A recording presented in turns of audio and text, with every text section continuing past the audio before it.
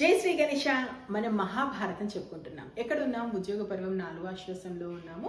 కురుక్షేత్రంలో ఎప్పుడైతే పాండవులు కౌరవులు వచ్చారో ఎవరి శక్తి ఎంతో భీష్ముడు చెప్పేశాడు. ఇప్పుడు భీష్ముడు ఏమన్నాడు, నేను ఒక శిఖండితో మాత్రం యుద్ధం చేయలేనంటే, ఎందుకు తాత నువ్వు ఎందుకు శిఖండితో యుద్ధం చేయలేమని దుర్యోధనుడు అడిగాడు. సో ఇప్పుడు భీష్ముడు చెప్తున్నాడు ఎందుకు శిఖండి ఎవరు, ఆమెతో ఎందుకు యుద్ధం చేయలేడు, అతడు అసలు అతనా ఆమెనా, ఏం జరిగింది అనేది మనం ఈరోజు చూద్దాము.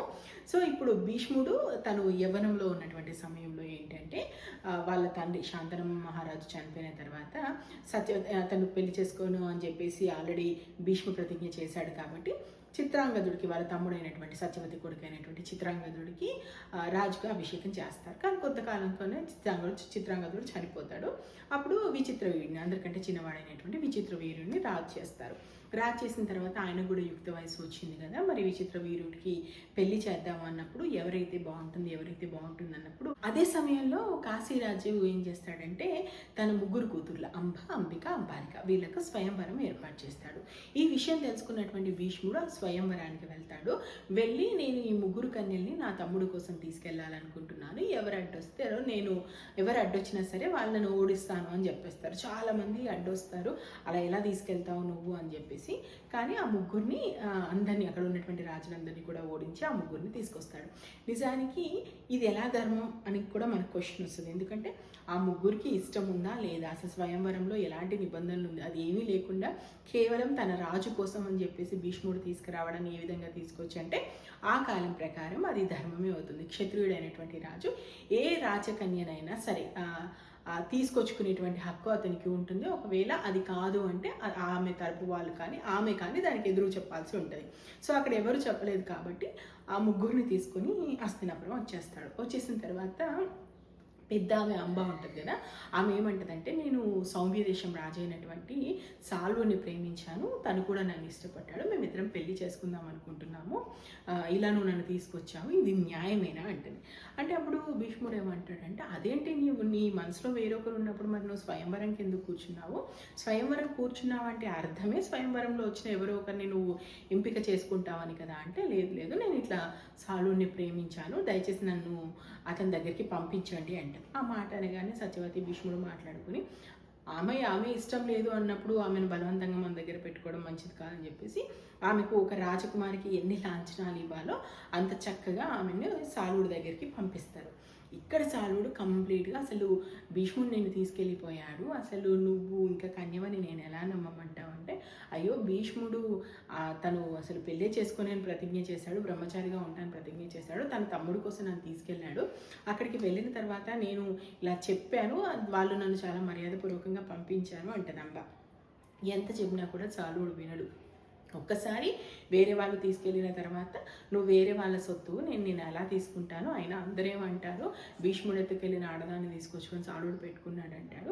ఎట్టి పరిస్థితుల్లోనూ లేదు అంటది అంబ. అసలు చాలా బ్రతిమలాడుతుంది, నచ్చ చెప్తుంది, కోపంగా చెప్తుంది, ఏడ్చి చెప్తుంది, ఎన్ని చెప్పినా సాలుడు వినడు. సాలుడు అట్లా అనేసరికి అసలు అంబకి ఏం చేయాలో అర్థం కాదు. ఇప్పుడా ఏ భీష్ముడి దగ్గరికి తిరిగి వెళ్ళలేదు, అలా అని చెప్పేసి సాలుడు ఉండట్లేదు, ఏం చేయాలి అని ఆలోచించి ఋషులు ఉంటారు కదా వాళ్ళ దగ్గరికి వెళ్ళి, అయ్యా ఇట్లా భీష్ముడు వల్ల నాకు అన్యాయం జరిగింది, నేను ఆయన మీద ప్రతీకారం తీర్చుకోవాలనుకుంటున్నాను, కాబట్టి నాకు సాయం చేయండి అని అడుగుతుంటుంది. అంటే భీష్ముడికి సంబంధించి నాకు జరిగినటువంటి అన్యాయం ఇది, దీనికి నేను ఏం చేయాలని అడుగుతుంటుంది. అప్పుడు అక్కడ ఉన్న ఋషులందరూ ఏమంటారంటే, అమ్మ నువ్వు కన్యపిల్లవి, మా రాకుమారివి, చాలా సుకుమారంగా పెరిగిన దానివి, ఈ మునులాశ్రమాల చుట్టూ ఈ తపస్సులు అంటూ నీకెందుకు, నువ్వు మీ నాన్న దగ్గరికి వెళ్ళిపో, ఒక్కసారి నువ్వు కాశీరాజు దగ్గరికి వెళ్ళిపోయినాక ఏం చేయాలో ఆయనే ఆలోచించి చెప్తాడు, జరిగిన దాని మీద ఏం చేయాలనేది, ఇలా నువ్వు ఋషి ఆశ్రమాలు పట్టుకొని తిరగడం మంచిది కాదు తల్లి అంటారు. అయినా ఆమె ఒకటే, అసలు ఎవరి మాట వినదు. అంటే దీనంతటికి కారణం భీష్ముడే కదా, భీష్ముడు వచ్చి నన్ను తీసుకెళ్లకుండా ఉండుంటే ఖచ్చితంగా తన స్వయంవరంలో సాలుడు మెడలో వరమాల వేసేది, అంతా కూడా శుభం జరిగేది. కానీ మధ్యలో భీష్ముడు వచ్చి తన జీవితాన్ని నాశనం చేశాడని భీష్ముడి మీద తెగ కోపం పెంచుకుంటుంది. ఇలా ఆమె ఏం చేయాలి అని చెప్పేసి ఇలా ముని ఆశ్రమాలు తిరుగుతుంటుంది. ఒక ముని హోత్రవాహనుడు, ఆయన పేరు హోత్రవాహనుడు. ఆయన రాజర్షి. ఆయన దగ్గర అంటే రాజుగా ఉండి ఋషిగా మారినటువంటి వ్యక్తి అనమాట. ఆయన దగ్గరికి వెళ్ళి అయ్యా నేను ఇలా భీష్ముడు వల్ల నాకు ఇలాంటి ఇబ్బందులు ఎదురయ్యాయని ఆమె గురించి ఆమె చెప్తుంటుంది.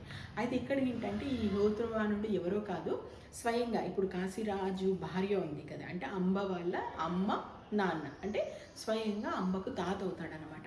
ఆ మాట వినగానే నా మనవరాలకి ఇంత అన్యాయం చేశాడా, అసలు ఆ భీష్ముని ఇంకా వదిలేదు లేదు, ఖచ్చితంగా నీకు జరిగినటువంటి అన్యాయానికి న్యాయం జరగాల్సిందే. అయితే భీష్ముడిని ఓడించేటువంటి సత్తా ఎవ్వరికి లేదు, ఒక్క పరశురాముడికి తప్ప. కాబట్టి మనం పరశురాముడి దగ్గరికి వెళ్దాము. ఆయన ఇప్పుడు మహేంద్ర పర్వతం మీద ఉన్నాడు. ఆయన దగ్గరికి వెళ్ళి ఆయన అడిగితే ఖచ్చితంగా నీకు న్యాయం చేస్తాడమ్మా అంటాడు. ఇలా వీళ్ళు మాట్లాడుకుంటూ ఉండగానే అకృత బ్రహ్మణుడు, ఈయన పరశురాముడి శిష్యుడు, ఈయన అక్కడికి వస్తాడనమాట. వచ్చి అయ్యా రేపు ఇక్కడికి మీ దగ్గరికి పరశురాముల వారు వస్తున్నారు, ముందస్తు ఏర్పాట్లు చేయడానికి నేను వచ్చాను అంటాడు.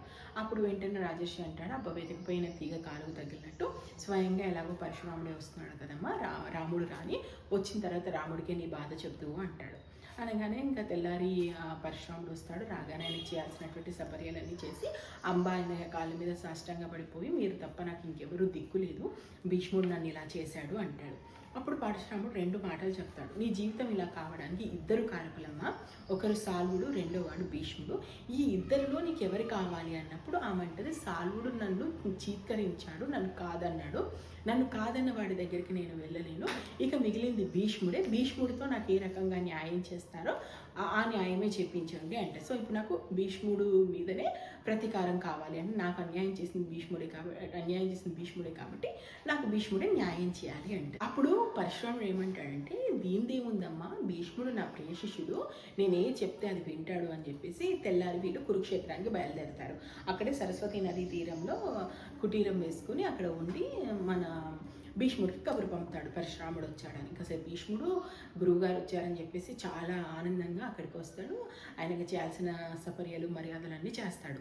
చేసిన తర్వాత పరశురాముడు ఇది చెప్తాడు, మరి అంబ సంగతి ఏంటి, నువ్వు అంబని తీసుకొచ్చావు, ఇప్పుడు మరి అంబ జీవితాన్ని నిలబెట్టాల్సినటువంటి బాధ్యత నీదే కదా, మరి ఏంటి అంబ నువ్వు పెళ్లి చేసుకుంటావా అని అడుగుతాడు. అతను అంటాడు, నేను బ్రహ్మచారిగా ఉంటానని ప్రమాణం చేశాను గురువుగారు, అది మీకు తెలుసు, నేను పెళ్లి చేసుకోకూడదు, నా ప్రతిజ్ఞకు నేను భంగం వాటిల్లనివ్వను కదా, అది నేను చేయలేని పని అంటాడు. దానికంటాడు, సరే మరి నీ తమ్ముడు విచిత్ర వీరుడు ఉన్నాడు కదా, విచిత్ర వీరుడికి ఇచ్చి అంబను పెళ్లి చేయి అంటాడు. అప్పుడు భీష్ముడు అంటాడు, ఇదెక్కడి న్యాయము, మరొక వాడిని మనసులో పెట్టుకొని వెళ్ళిపోయినటువంటి ఆడదాని మెల్లో ఎవరైనా ఎందుకు తాళి కడతారు, ఎవరైనా ఎందుకు ఆమెను వరిస్తారు, ఇది అన్యాయం కదా అంటాడు. ఇది విషయం విచిత్ర వీరునికి కబురు పంపినప్పుడు కూడా విచిత్ర వీరుడు ఒకటే చెప్తాడు, నన్ను కాదని వెళ్ళిపోయిన దాన్ని మళ్ళీ నేను ఎలా స్వీకరిస్తాను, పైగా ఇప్పుడు అంబ అందరికంటే పెద్దది, ఆమెకు ఒకవేళ సంతానం పుడితే ఆమె సంతానమే వారసులు అవుతారు. సో ఏ రకంగా చూసుకున్నా కూడా అంబను నేను పెళ్లి చేసుకోవడానికి సిద్ధంగా లేనంటాడు విచిత్ర వీరుడు. భీష్ముడు కూడా అదే అంటాడు, ఇష్టం లేని పెళ్లి నేను విచిత్ర వీరుడితో చేయలేను, కాబట్టి ఈ విషయంలో నేను ఏం చేయలేను గురువుగారు, ఆమెను నేను ముందే అడిగాను, సాల్వుడు నేను స్వీకరిస్తాడా, సాల్వుడి దగ్గరికి పోయడానికి సిద్ధంగా ఉన్నావా అన్నప్పుడు సాల్వుడు నన్ను ప్రేమిస్తున్నాడు, ఖచ్చితంగా మేమిద్దరం సంతోషంగా ఉంటాము, దయచేసి మీరు నన్ను పంపిస్తే చాలు అని చెప్పింది. నేను ఆమె మాట ప్రకారమే ఆమెను పంపించేశాను. ఇప్పుడు ఆమె సాల్వుడు సొత్తు, అలాంటిది ఇప్పుడు సాల్వుడు కాదన్నాడా అవునన్నాడా అని తెలియదు, మేమైతే ఇప్పుడు స్వీకరించే పరిస్థితిలో లేము అంటాడు. అస్సలు విపరీతంగా తిడతాడు పరశురాముడు.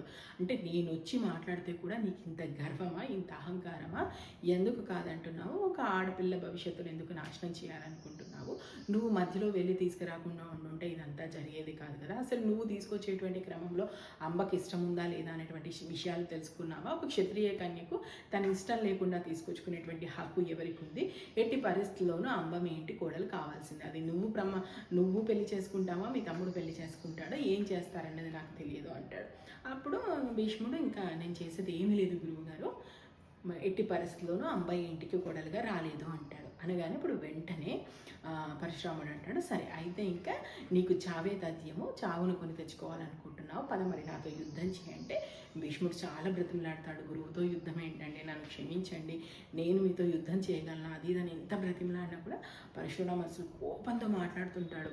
నువ్వెంత, నీ బ్రతికెంత, అసలు నేను ఏం చేస్తానో చూడు, నీ ప్రాణాలు నేను బలికొంటాను అది ఇది అంటాడు. ఇక పరశురాముడు అంతా బెట్టుగా మాట్లాడేసరికి భీష్ముడు కూడా ఒకే మాట అంటాడు, గురువు అని చెప్పేసి అప్పటి నుంచి నేను చూస్తున్నాను, ఎప్పుడో ఇక్షాకు వంశ రాజులు ఉన్నప్పుడు నువ్వు రాజుల మీద దండెత్తి వాళ్ళని చంపావని చెప్తుంటారు.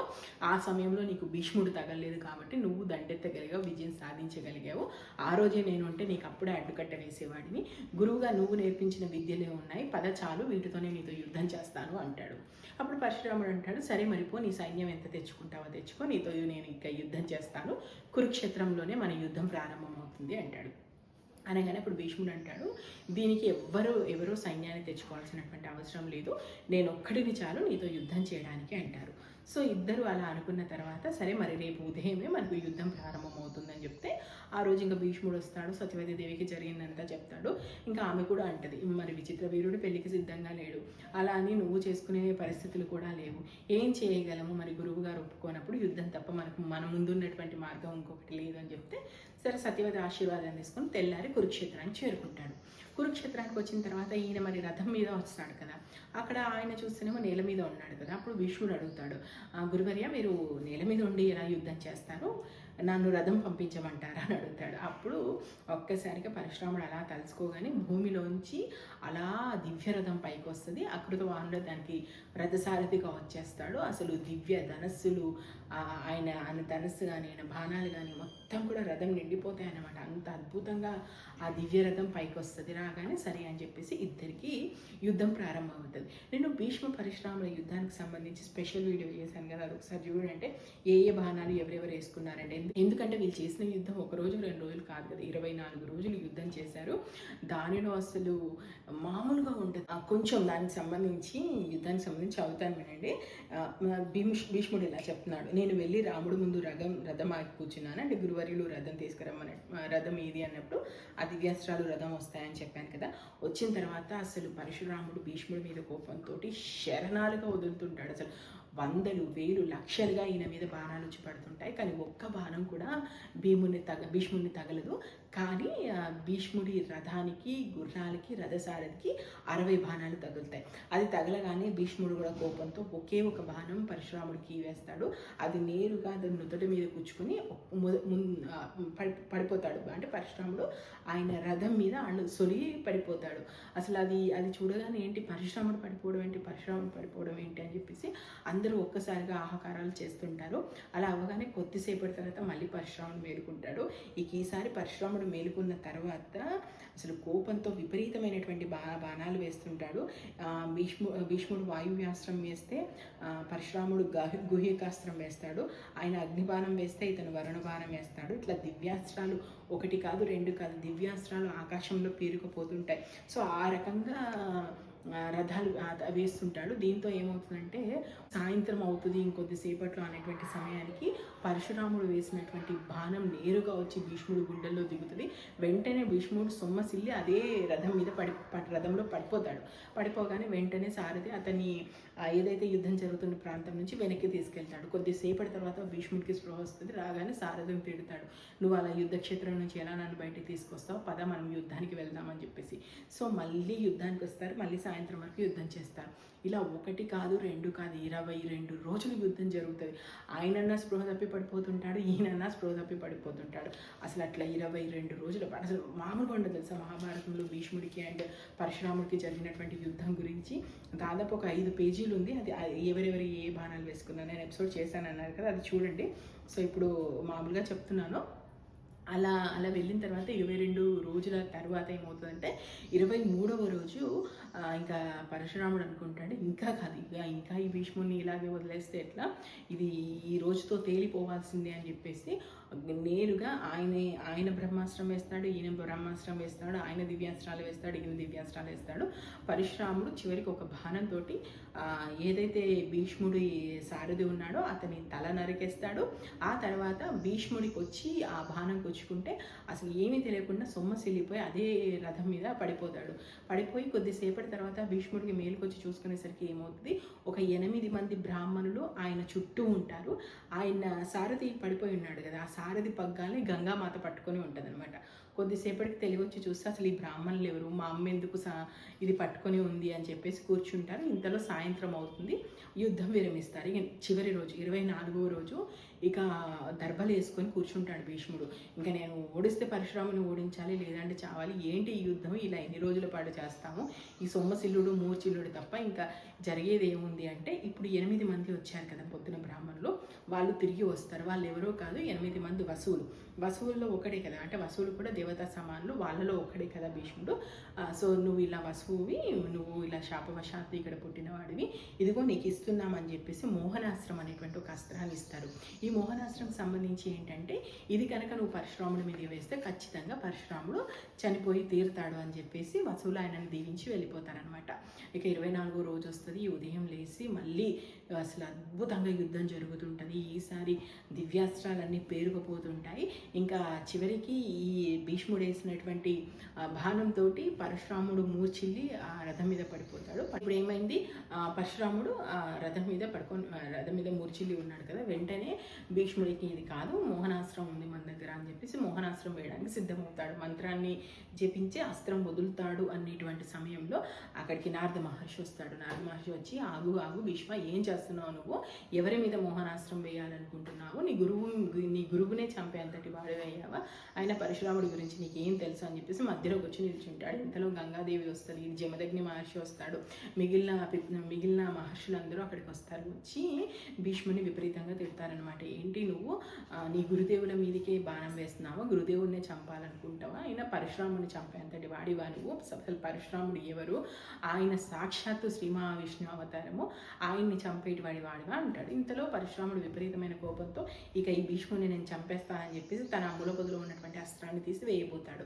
అప్పుడు జమదగ్ని మహర్షిని అందరూ అంటారు, అయ్యా పరశురామ, నువ్వు ఏం చేసినా కూడా భీష్ముడిని చంపలేవు, భీష్ముడికి స్వచ్ఛంద మరణం ఉంది, అంతేకాదు భీష్ముడు నరనారాయణలో ఒకడైనటువంటి నరుడి చేతిలో మాత్రమే చేస్తాడు, ఇప్పుడు నువ్వు ఏం చేసినా కూడా భీష్ముడిని చంపేటువంటి పరిస్థితి లేదు, మీరు ఎవరి చేతిలో ఎవరు చావరో నువ్వు తెలుసు, నిన్ను చంపేటువంటి వాడు ఎవరూ లేరు, అదే భీష్ముడికి సంబంధించి స్వచ్ఛంద మరణం ఉంది, కాబట్టి దయచేసి మీరు దీన్ని ఈ యుద్ధాన్ని ఆపేయండి, మొత్తం ముల్లోకాలు కూడా అల్లాడిపోతున్నాయి, ఎక్కడిదక్కడ ఆగిపోయింది, మీ వల్ల దివ్యాస్త్రాలన్నీ ఆకాశంలో పేరుకొని పోయాయి, ఆ అస్త్రాలన్నీ ఒకరికి కట్టుకొని విపత్తులు తీసుకొచ్చి పెడుతున్నాయి, దయచేసి మీరు ఇంకా ఈ యుద్ధాన్ని ఇంతటితో ఆపండి అంటాడు.